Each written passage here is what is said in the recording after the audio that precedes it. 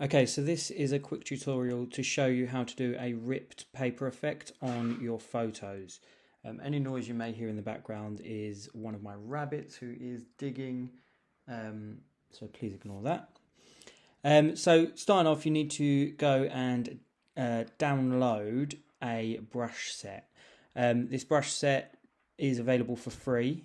It's called the Torn Paper Brushes. You can just Google it and you will find it. It should be one of the first suggestions. After that, what I'm going to do is I'm going to duplicate my layer a couple of times. Okay, now on this top layer, so I've turned the other two off, I'm going to use the eraser tool, which I will have selected one of my torn paper brushes, and I'm going to make it quite large, as you can see there. And I'm just going to erase part of the image, just like that. Okay, and you can see it already kind of looks like a torn paper effect.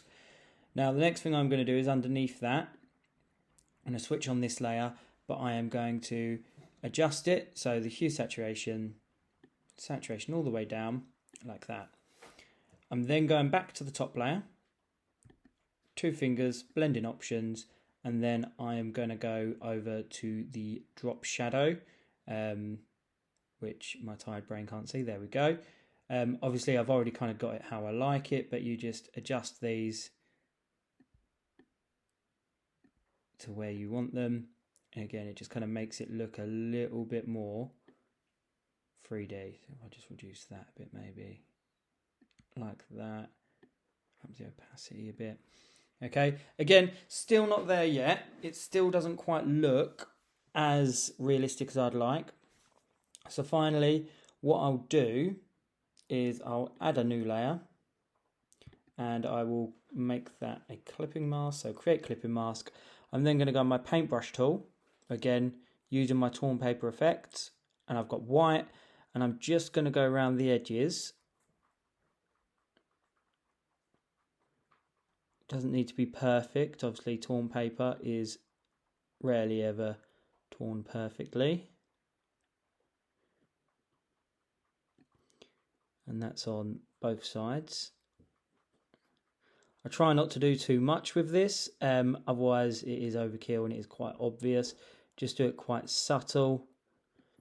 If you need to change the sizes at all, obviously you can do so along there.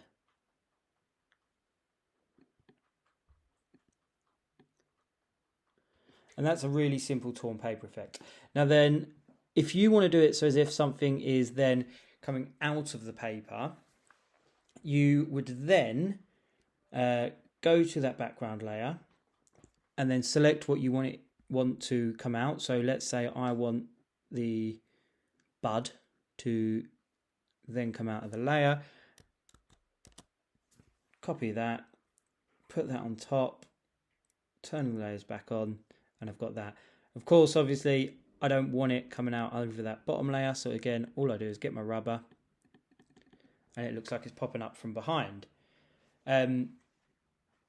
And yeah, that is it. Simply put, that is how to make it look like you've got a torn image on Photoshop.